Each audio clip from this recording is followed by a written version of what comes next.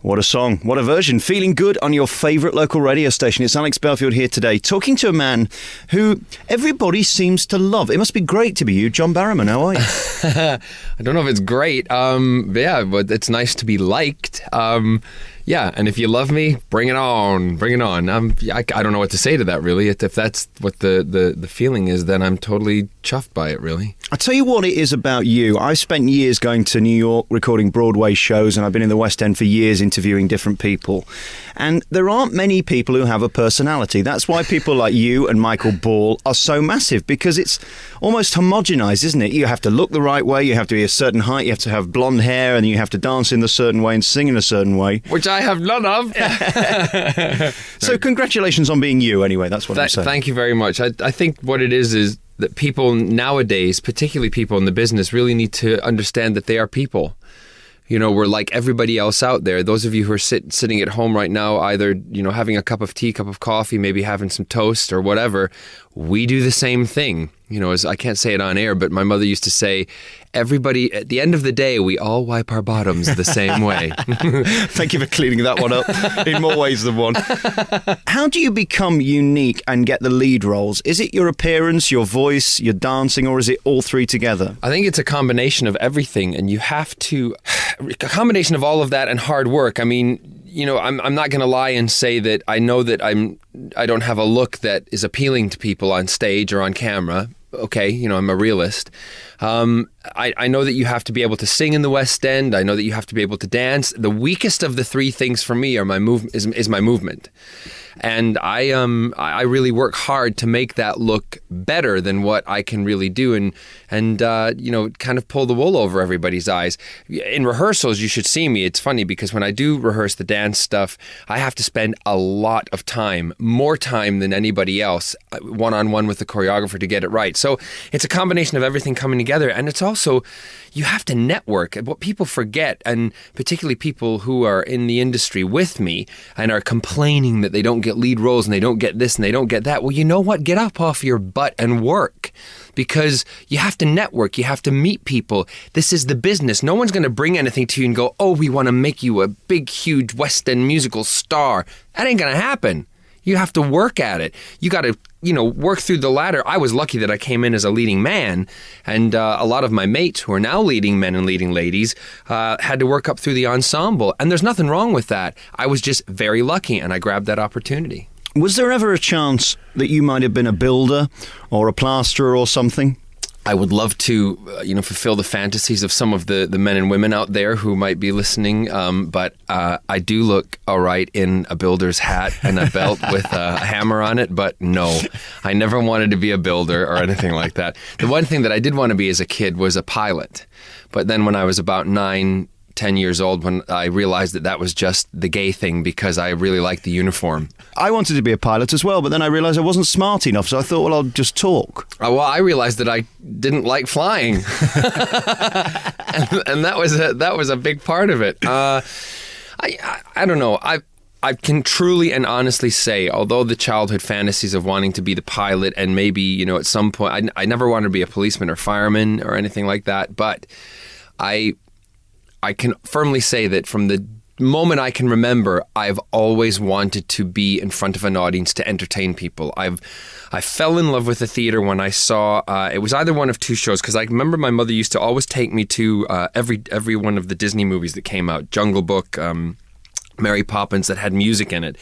And when I was watching, I think it was Babes in Toyland, a pantomime or something over Christmas when I was in Glasgow at Kelvin Hall, and then seeing Peter Pan, and when I saw Peter Pan fly out into the audience, I was hooked. I mean, I've never wanted to do anything else. So I was born, put on this planet, made the way I am, and I'm doing what I was here to do. All right, we're going to take some music from the brand new album, which is called Another Side. It's great driving music. They're all big numbers, though. There's songs like All By Myself, Feeling Good, that we started with. These are songs that you can't really tamper with if you're not going to do them well. Were you nervous when you take on these type of songs? I wasn't, actually. I'm going to be totally honest with you. I came in and to do that, and I chose those songs because I love them, and all of them mean something to me. They all have, I'm really chuffed that you said it's a driving album, because that's how I listen to my music, in the car, commuting back and forth from London to Cardiff. And I really am. It's important to me that the songs meant something to me, because I know the listener then can take it on board and feel that I'm actually saying something. I'm not just singing a song. And if you check out my website, all of the stories behind all of the songs are on the website, johnbarrowman.com, and it explains more as to why I chose the music. So which is the best song on the album then? I knew you were going to ask that, and that is the most rubbish question you could ask someone, because every one of them is a favorite of mine. I know which one my least favorite is, but I'm not going to tell you that either. Well, let's start with that one. Go on. No. I can't do that. No. There must be one song, though, like in every musical, there's that 11 o'clock number where you look forward to it coming, you look forward to performing it, and when it's gone, you're kind of miserable. Well, it's probably the least well-known one then. And it's called Please Remember Me. It's not an 11 o'clock number, but it has it means a lot to me, because my partner Scott, his sister Sandy Gill, died 3 years ago of brain cancer. And the irony of the story is Scott's brother's one of the best brain surgeons in the UK and couldn't save her. And she called us all the night before she died, and we didn't know that she was going to die the next day, obviously. And she said to me on the telephone, please remember to look after my brother. So I'm saying, Sandy, don't be silly. The next day she was gone. So when I heard this song in America, it's a country and western song that we've kind of readapted, and it's called Please Remember Me. It's originally written about a love breakup, but if you listen to the words, you can really relate it to the loss of somebody. We're back on your favourite local radio station. It's called Please Remember Me. It's Alex Belfield talking to one of my favourite people, John Barrowman, because he seems to light up the screen. One thing I find curious about performers and stars generally, I'm very lucky I get to interview a lot of the top people. I don't believe you can be trained it. I don't believe you can go to university and be taught it. You've either got it or you haven't. I agree with you. I think you can, if somebody has the knack there, you can develop it. But it's like, for instance, when we're doing the shows, How Do You Solve a Problem Like Maria, or Any Dream Will Do to Find a Joseph, I can spot it immediately. I can spot it when we narrow it down to the 250 that we have to choose from. I can choose the ones that I think have that knack. Now, it's whether they are willing to work hard enough to develop it and to make it work for them. But you're right. You've either got it or you don't. It also, I think, matters that if you're as I said in the beginning, if you are like everybody else, you're a human being, you like to talk, you can communicate with people. And I think that's important for people to relate to you if you're honest. Honesty is the biggest thing, and that makes people want to know more about you if you're honest. I don't understand people who come into this business and this industry and, we all know when we start in this business that there's the possibility you could become famous. We know that. We want to be working actors. Now, if that fame comes, why do you not want it? Why do you go, I don't want to sign autographs. I want to lock myself away. I don't want to be near people. You know what? Get out. I do not get people like that. If someone asks me for an autograph, unless I'm sitting having an intimate dinner, I will sign it. And surely it's the ultimate compliment that you've dreamed of, isn't it? If somebody actually wants to meet you, then you've achieved your goal. Dude, this is what we work for. This is what you all hope. Everybody in the world hopes that you will, if all of a sudden, land on your feet doing something that will get you, what you want, a nice house, nice clothes, a nice car, whatever might be your big thing. And, when it happens to people, you want to celebrate it. And that's what I'm trying to do, is celebrate my success and thank everybody for helping me and getting me where I am. But I don't understand those people who don't. The whole drugs and alcohol issue, that's people who are, I think, thrust into success very quickly and can't and don't know how to deal with it, and that's their escape.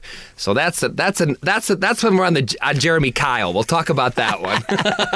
I saw Robbie Williams performing in front of those 150,000 people a couple of years ago, and I saw a man who was just crying on the inside, and I thought, how can you be that successful, that big, and hate it so much? They loved him. They were warm to him. They didn't boo him. They weren't throwing cabbages at him. He'd got the dream. I love Robbie. I love his music. I love him as a performer. I've seen him live in New York, and I think he's spectacular.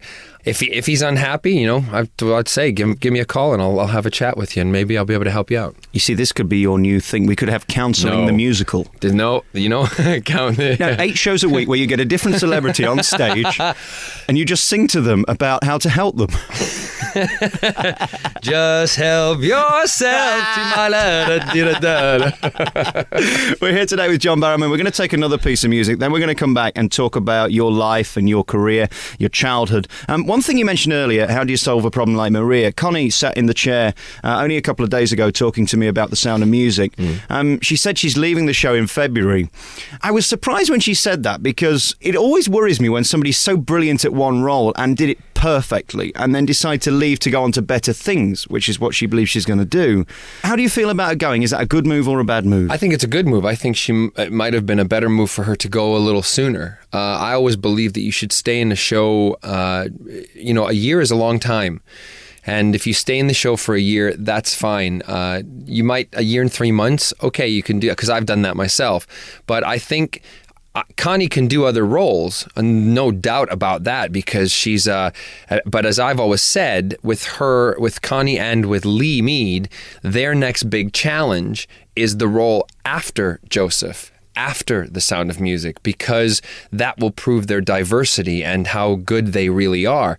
And I know they're good because we put them in those positions. My reputation is on that also. But you have to. She's making a bold move, and she has to, because she has to let go of her security blanket. And whatever role she does, she has to find a different way of doing it. She has to dig deep down to bring out that new that new character, that new role, because she's not Connie playing Connie, she's Connie playing the role. But the thing I think she should really do is do something completely opposite. She should play a hooker. I mean, I'm not kidding. Become a hooker. No, well, some people might like that. I don't think Connie's boyfriend would like that very much. But yeah, no, she needs to do something, I think, completely different. Because if she plays something too close to the Maria figure, people will say she's always the goody two shoes, and that's something I had to kind of break in the early years of my career also. So I think you'll probably agree with me, though. It's unlikely she's going to find something as high profile as Maria in The Sound of Music at the Palladium at the moment, because I mean, those roles are so rare, aren't they? No. Of course of course you're right, and I assume she knows that, as I know that, as everybody else does, because there's very few times in your career do you have those big moments. And I'm 40 years old, and I've been doing this now. I never thought I'd say 20 years in the business, dear. No, it's not 20 years yet. There'll be a big party when it is. The years I've been in the business, I've probably had those kind of defining moments. I've probably had about maybe, I'm guessing off the top of my head, 5 or 6, that are that huge. So, they come few and far between, but she'll still sell tickets in the next show. She'll still hopefully put bums on seats, and she'll still do a good job. She will always be, no matter what you go to see Connie or Lee Mead in, they will always be reliable performers. And nobody can possibly doubt her ability and her talent, because she did just literally light up the stage. Well, yeah, I saw her in the first night, and I thought she did a tremendous job. I felt good that I helped to choose her. I tell you what, let's give you all the credit. Never mind her talent. No, don't give me the credit at all. Please don't, because someone will write some article in some newspaper saying John Barrowman thinks he's responsible for the success of Connie. No. This new album's tremendous. It's in your stores now. It's called Another Side. This is my favourite song off the album, Heaven. Why did you put this one in? I chose it because Heaven, it describes, my relationship with my partner, and I hope it describes the relationship with a lot of people out there with their partners or husbands and wives and whoever you may spend your intimate moments with. And it's just such a great song, and it's heartfelt. We're back on your favourite local radio station talking to John Barrowman today. That's Heaven. Really nice song off the new album, which is called Another Side. What were you like as a child? Terrible. My father said that if I was the first, they wouldn't have had any more. And I kid you not. That was What were you, precocious or outrageous? What were you? I was pretty much the same as what I am now, outrageous. I didn't sleep. My mother, the doctor told my mom and dad they had to put me in a cot, just leave me in a playpen cot overnight, and I would eventually fall asleep. And they'd put me in there, when they'd go to bed, and when they got up in the morning, I was still up playing. So, and I'm pretty much the same way. I'm a night person as opposed to a day person. But I've had to change all that because of what I'm doing with all the filming and things. But I was pretty much a handful in the sense that Oh, yeah. I guess I was a little precocious. I knew what I wanted and I didn't want to back down. I remember there was one instance my father, it was very typical of me. I wanted to do everything that everybody else was doing, and my brother was a very good football player, and he would go up to the park in Glasgow and play football, and he was going to be on Rangers junior team before we left the UK, and I went to go play one day, and I came back and I had all the gear on, and my dad, had given me the pep talk on the way back, and I walked into the house and my mom said, "So son, how'd you like it?" And I said, "Don't like it, Mum, get dirty." I don't like it, I get dirty. So I think there was a defining moment in my life. I think the signs were there, weren't they? Oh, they were there from day one. Were you the kind of child where when your mother would come in the bedroom in the morning and open the curtains and the beam of sunlight would shine through, you'd suddenly stand up and sing a number? I mean, were you just waiting for the spotlight to hit? People would like to think I was like that, but no. My mother would come in the morning and open the curtain and I'd be in bed and go, "Shut the curtain, Mum!" Yeah, I would do that more. But I did, I say this, I have to be very vague on some of these stories, and I apologize to you when I do this, but I have an autobiography coming out in February, and I'm under restrictions from the publishers about a lot of things. But there's a huge section about my childhood with when I would go to the record store my mother worked in, and I would be put on the counter to sing all the top 10 hits of the week to the staff, the people who would come in, and I was the living jukebox. I won't tell you where they used to spend their penny, but it was that's a different phrase, isn't it? Spending a penny means going to the bathroom. I won't tell you where they used to put their money. That was the joke. That was a really bad one. But it was a double joke. It was a double entendre. So I used to do that. So it wasn't really the ray of sunshine, but it was in the record store because I knew I had an audience. What's depressing now is the fact that we're going to have to sit here for another hour in about 3 months and do this entire program again. About the autobiography. Yeah, no, exactly. Hey, so that there's nothing bad about that because then I can tell you all the dish. Not that I'm saying talk to you is boring or anything. No. We then moved abroad because this isn't a Glasgow accent, is it? The Scottish accent I only use when I'm with my family. We moved to the United States in 1976. My father ended up being an executive quite high up in Caterpillar Tractor Company, which is the big earth moving equipment. Big yellow tractors. That's my dad. And he must have been very proud of you when he was walking around the factory. He was actually. You say that with a little bit of jest in your voice, but my dad is very proud. I mean, this thing was all of my parents' kids are very, all of us are very diverse. My sister is the, if anything, my sister is the brains, my brother's the bronze, and I was the beauty. No, my sister's the academic. She is she's a professor of English literature and journalism in America and at a university, and she also has penned my autobiography because I wanted to keep it all in the family because she knows me the best, and she makes the joke now that she has a gay man living in her head. My brother, like I said, is now an executive for the Northern Illinois Gas Company. He was a sportsman, and my brother was on the American Olympic, first non-American citizen to be asked to be on the American Olympic soccer team the year they boycotted. And I'm the entertainer, so we're all very diverse. So yes, my father was proud of me and still is proud of me. There's no doubting what you do on stage. And what I love about your type of voice, I'm a big supporter of people like Michael Ball because he makes the hairs on the back of your neck stand up when you're in a theatre. And it's not easy to get your voice right to the back if you're in the crappy seats. How did you know from a young age that you were good enough to succeed? Because we see it on X Factor where guys come through, and of course on your programmes that you've done on the BBC, where these kids have undoubting belief in their talents and they're useless. You don't know. You have no idea. And the one thing... You have to have an element of confidence in you, I think, and I think that's taught in schools nowadays. I mean, I was taught it in America. It's that go-getting attitude, and I think they're doing it more over here, and I think it's a good thing. There's nothing wrong with having confidence. You don't know you're going to be a success. You don't know you're good enough. You're constantly trying to prove yourself. The thing that, like, for instance, Michael and myself and others who are in our position have that others don't have is the work ethic to push. And if something goes wrong, we have confidence in ourselves to either admit that it's gone wrong, or we look someone straight in the eye and they're telling us to do something, we say, no, You know what I mean? That's the difference. And I think Michael would agree with me.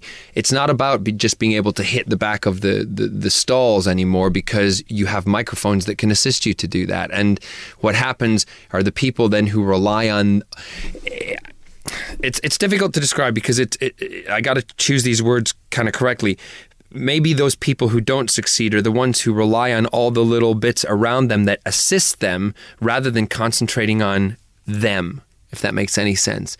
You are the instrument, you are the craft, so don't rely on all those other bits they're there to assist you. They're not there to make you, if that makes any sense. Absolutely. I think the misconception in today's society through X Factor and even programs like yours is that you can get it easily and it can come to you for free and you don't have to work hard at it. Just the other week, I interviewed Gordon Ramsay. People think he's a TV star. That man works 18 hours a day in a kitchen. Of course he does. But I don't expect people to know that and people to understand that, because that's what the process that I go through to put that 90 minutes on television to entertain you, right? Make a reference, it's like when you're building a car. What goes, the hundreds and thousands of hours that go into building the car, when you buy it, you don't really care about. You just want to know that the product you're buying drives, gets you where you're going safely. So when you sit and watch that TV program, you don't care about the amount of hours that have gone into it. You want to know that you're going to be entertained and you're going to get good quality and it's going to have a result at the end, right? So for these people who think, that's what I mean when I say people are sitting around waiting. Elaine Page told me, in the very beginning bits of my career, she said, do things that make you happy and do them because you want to do them, and don't sit around and wait for people to bring those things to you, because it will not happen. And there was a period in my career before I really kind of kicked myself up the rear end that I was sitting around waiting for. I thought, I'm good enough. Why aren't people bringing things to me? Well, you know what? They won't. And that's the logic that comes about. You got to get up off your butt and you got to work for it. You got to go out and get it. Because if you don't, you're going to, in years to come, you'll look back and you'll regret. And I never want to have a life when I'm sitting in a rocking chair looking back and going, I wish I had. This is not a leading question, but if you'd have been in Glasgow, do you think you'd be here today? You say those, I get asked those questions a lot, and those are hypothetical questions that I can't really answer, because I was still wanted to be an entertainer when I was in Glasgow, so I think probably I would have pushed myself to do that, because I had parents who were behind me, and they probably would have pushed me to do that, because my dad was a businessman and pushed himself. It's not to say that any culture, there are people who, it may happen, it may not happen. That would not be a reflection on Scotland at all, because Scotland is a very, funny enough, I think the Scottish are probably some of the hardest workers that you can, find. There's people who are going to complain about what they're doing, and my philosophy is, if you don't like it, get out. Go find something else to do. But because there's a lot of people who would love to have the job and like to be in that position much more than you then.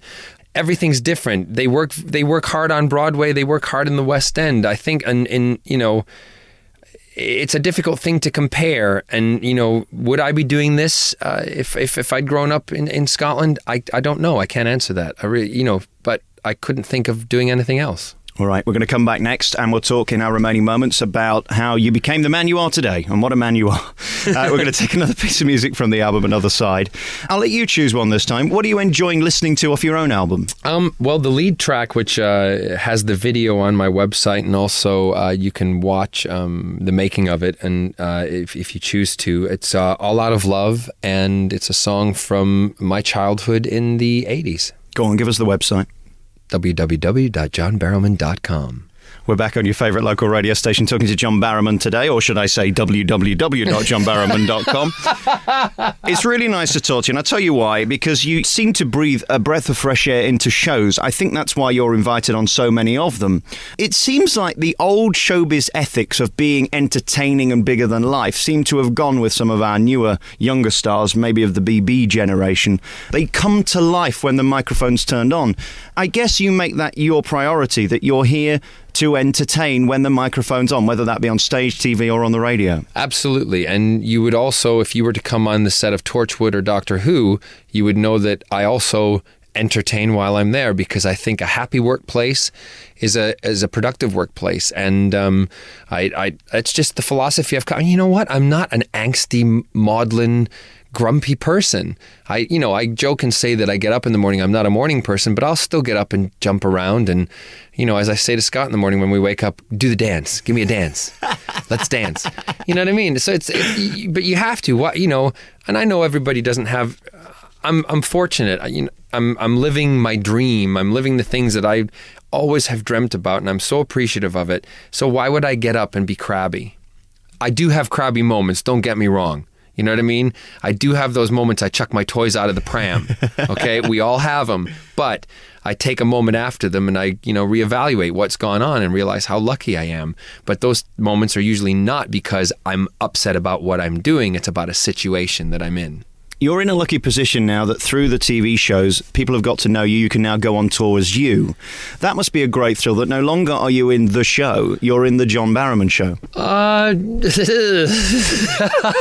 It's a long show, let me tell you. I've never thought of it that way, because I've always, on stage I am a character, on television I am a character, except when I'm playing myself. And okay, let me be totally blunt and honest. I am my product. I'm my business. So if it is the John Barrowman show, I'm going to promote myself. Absolutely. And the only person who is going to promote me is myself, the people who have a vested interest in me, or my mother and father, so that's it. And I don't apologize for that. I don't apologize for trying to make myself successful.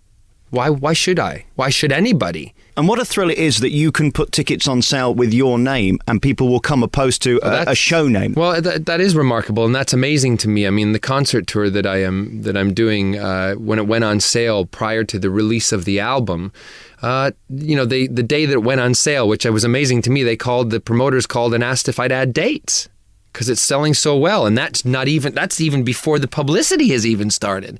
So yes, I'm thrilled, absolutely, amazingly thrilled by that. But I still will be part of a show that one day will have the show name on the ticket, and my name will be underneath the title. Well, maybe above it. Right, we've got to go ever so quick now because we're running out of time. We've got loads of music to fit in. I've got a lot of questions to ask you. So, we're now about 6 years old. We're a bit annoying. How do you then go from that to starring in some of the biggest musicals in the West End? There's no formula answer I can give you. I knew I wanted to do it when I was in high school. My mother sent me to, I went to a modeling agency. I learned how to hold myself poised and blah, blah, blah, which was rubbish. And then I went to study. I decided to go off to a place called Opryland, USA, and that's where I got my kind of formidable training, in a sense. And I also did all my community theater stuff. Amateur dramatics, I think, are a big thing for people to learn. So I love that there are amateur dramatic companies out there doing shows and productions, because you know what? You have stars in your productions that one day could be big. And I did that in my hometown. My one of my very close friends, Beverly Holt, who was my musical director for my cabaret stuff, she said, "John, you have to do the rubbish shows to know which are the good ones." Did you always stick out even in those days, in the beginning, that your work ethic, your dedication, did teachers say to you, did you have stuff written about you that you tried harder than the rest? Because I can't believe you could be here today if you didn't. No, I'll be honest with you. That would be a correct statement, because my report cards always said something like that. But I'll be honest with you, I failed math, I failed geometry. I was not interested in those subjects. And the one thing that I love seeing at the moment, there's a lot of this push again to get people into programs where they're being trained for specific crafts. And I do believe in that, because I don't think every child is a university student. I don't think that's for everybody. I went to university, but I didn't like it until I found that I wanted to be in music, and I really committed to that in music and theater. Then I was happier. But in high school, hated all my other subjects. I was an okay student. In America, they do it A and B, C, D, and F, right? I was always in the B category because I flunked maybe one or two subjects because I just hated them. What use was geometry going to be to me when I'm singing a fabulous 11 o'clock number? And that is the sad thing about America. My cousin was brilliant at sports, but if you don't achieve a certain academic level, they don't let you do sports. Well, a guy who's going to be brilliant at American football isn't necessarily going to be any good at maths. Exactly. But I don't want teachers getting down on me, because my my brother-in-law and my sister are obviously professors and doctorates in universities. Education is important. But what I'll say is higher education is not always for everybody. So I'm a firm believer in having apprenticeships, having work programs for young people to go to. And if your child shows any inkling, whether it's carpentry, plumbing, avionics, or musical theater, at a certain age, push them in that direction. Academics is all right, maths is great, but being fabulous is more important. No. I know you want me to say yes to that. Let's move on from that one. I just want to talk about some of the productions you've been in. Miss Saigon, for example, to me is one of the anthemic musicals of our generation. Yep. Les Mis is there as well. Yep. Was there a dream role that you always looked at getting, and have you already achieved it, or is it still there to be got? There was never a dream role that I looked at getting. Well, I'll tell you the situation. This is a snippet from the book. I was in my bedroom with my high school mate, a girl named Laura Sales, and we were listening to the musical as it just been released, Phantom of the Opera, and she said to me, "John, what do you want to do for the rest of your life?" And I said, "Laura, one of my big dreams would be to work for someone like Cameron McIntosh or Andrew Lloyd Webber in a show like that." And 4 years later, I was in Phantom of the Opera in the West End. So I have goals, I have dreams.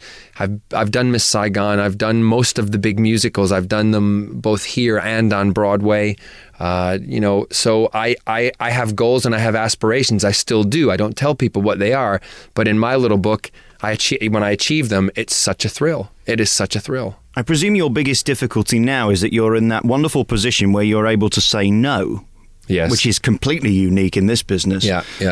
There must be things on Broadway, even in Las Vegas now. There's some amazing shows that you could go in. Presumably you haven't got the time with the commitments with the TV stuff. I would love to do Vegas. I think Vegas would be great. Yeah, there's things that I say no to. I was offered approximately 7 West End shows last year. I was offered 4 Broadway just in 1 week. And I've had to turn them down. Had to because I have commitments with Torchwood and with Doctor Who, which I have no qualms about. You know what I mean? But I say this on the radio now, I will return to the West End or to musicals because it is my first love and I will do one. It might be a little while from now, but I will be back. I'll be back. I suppose that's a real difficulty of show business, isn't it? Where you're at the point now where you're too busy to turn down stuff that maybe 3 years ago, 5 years ago, or certainly 10 years ago, you would have only dreamed of doing. Exactly, but that's what life is all about. When you're wanting to get to your position of if it's success or prosperity or whatever, to make your company work as the best you could, you do everything you possibly can to get there. And then when you get there, then you can sit back and relax a little more. We've had quite a lot of new musicals come in recently with Wicked. We've got Spamalot now. And Hairspray just opened with Michael Ball, which are all brilliant, actually. Yes. Do you have your eye on something that when you've got time, you really want to do? Is there one of those roles Michael said that he really wanted to play a woman in a frock? We all have dreams. We all have aspirations. And as quirky as they may be, I can kind of relate with Michael. They're already doing the show and Philip Quast is going to be in it, but I would love to have done La Cage. Now, whichever role, I would probably have ended up playing, I think it's Ibert, the more masculine one of and I'm not making any judgment on myself because of that, but the one I wanted to play would be the one who performs in the nightclub in the frock, because it's something different, something fun. There are other roles that I have my eye on, and I just can say to you right now, I have had a discussion with 2 very big prominent West End musical theatre producers, one of them who is a composer and the other one who is the same as same as a raincoat. Yeah, let me think. Who could that be? In fact, I'm going to have a meeting with Cameron in the next couple of days to discuss something. So that's why I'm saying things are in the pipeline and I will be doing something. I don't know what it is. Well, I do, but I'm not going to say. You're in the movie of The Producers, which I just thought was absolutely tremendous. It's always been my favourite musical just because of the comedy in it. Outrageous, but still funny. Yes. There aren't many musicals that come around like that have so much effort put into them and such dedication. No, and it's funny because there's very few musicals come around, but I like to, I say thank you. There's 2 guys in Los Angeles, Neil Zayden, Craig Zadan, and Neil Marin, who they started by doing Sunday night, with Disney and ABC in America. They started doing these musicals. They did Gypsy, they did Mrs. Santa Claus, they did loads of stuff on television. Then they moved into the movie element of it, and they did Hairspray, the film. So they brought back kind of the resurgence of movie musicals. In a sense, that paved the way for movies like The Producers, like Chicago. I think actually they were also involved with Chicago. So it's taking the right show and making it work, because some would say The Producers was a success in the element of its production, but not a box office success. But Chicago, on the other hand, was a huge box office success. So it's a give and take kind of thing. And, the Cole Porter biopic that I did, I'm just happy to be involved with them. That was a dream, watching Fred and Ginger, one day wanting to be part of movie musicals. Very finally, let's talk about Torchwood. It's just great, isn't it, to be part of the most successful franchise on TV at the moment? Yeah. I mean, I can't... There's words that can't describe it. Every day, I wake up and when I go to work, I've said before, I get to, travel in time or be in the TARDIS or fight an alien or save the planet. Who else gets to do that every day on their job except myself, Captain Jack and the Doctor. And the fact that I'm one of the buddies of one of the most iconic British figures, being the Doctor, and now Captain Jack himself has become iconic. And the ironic thing is that, Torchwood is the most successful and the highest rated show on BBC America in the US. So worldwide, it's becoming a huge success, big success in its science fiction world. I can't complain. It's amazing, and it's to have children come up to me, and I'll be driving my car, and I can see the kids will recognize me and say, "It's Captain Jack," and I love that. I think that's absolutely spectacular. And do you get a thrill when you see all the merchandising, not just because you might get some money out of it, but when you see yourself in a little 8-inch form? One of my biggest thrills was to see my 8-inch form. That was one of the biggest moments for me, because as a kid, I played with Action Man, I played with G.I. Joe, I played with little figures and dolls, and stuff like that. I have no qualms in saying I did have a Barbie and a Cindy along with Action Man. My mother was very diverse, so it's all her fault, isn't it? Really? No, I feel some would say, actually we did a thing where we actually figured out it was my dad's fault. Not for why you're thinking. Let's not go there. No, I'm joking. We when I saw the doll, and I had to approve all the molds and things like that, I couldn't wipe the smile off my face. And to see myself in books, I go into a bookstore and I open up a book, or there's a picture of Captain Jack on the front of a book. I mean, I used to get annuals as a kid, Christmas annuals, the Doctor Who Christmas annual. I now get the Doctor Who Christmas annuals for my niece and nephew, and I'm in it. Yeah. And that's just, I cannot describe to you the feeling it gives me. There is a certain element of luck and serendipity with this business. You're only as good as the production you're in. You can be the best star in the world, but if you're in a flop, it's going to fail. I've been in quite a few flops, and I don't dwell on them. I move on from it because, like I said earlier, like we're going back, there's 5 or 6 of those big defining moments in your career that will happen to you. And Doctor Who and Torchwood are, 2 of those defining moments. And you have to have a good team around you. You have to, in a sense, spend money to get the quality and get it back. And if you don't, it's going to show. I don't know whether you've heard, I'm slightly psychic. I sense from the feeling I'm getting from you that you're feeling that this last hour has been a bit of a flop. This has been a major success. And, I think everybody listening will think it's been a success. All right, let's go shopping. Okay, so here we go. We've got the CD we've got to promote. So another side, John Barrowman's new CD is in the stores now. Okay, we've got the John Barrowman Brussels sprouts there in Sainsbury's. We've got the John Barrowman book, which is out in February. You're in Panto in Birmingham. Yes. I interviewed you in the summer in your outfit. Just tremendous. I would go out shopping in the Bullring like that. that. They'll love you. Just you wait till I'm in Birmingham. But all the people who are listening in Birmingham at the moment, I know you are, because I know this is playing on one of your biggest radio stations. Please, if you see me, come and say hello. I definitely am looking forward to my Christmas in Birmingham. I can't wait. Really, it's a whopping theatre as well. I think it's regarded as the biggest panto in the country. It is the biggest pantomime in the country. We will have 3D imagery. We will have a genie that will be 3D in front of you. You'll be able to interact, basically like, rub the 3D lamp. You'll be able to, you will see Daleks on stage. We have everything. So we got the book, the CD, the pantomime. Yes. Anything else I need to plug for you? Oh, yeah. There's another show on BBC One primetime Saturday night coming out called The Kids Are All Right, which is a light entertainment show that will be on Saturday evenings where the adults compete against children, and it should be quite a good laugh and fun. It's been really nice talking to you. www.johnbarrowman.com. Thank you very much for talking to me. Thank you very much, and thanks for listening, everybody.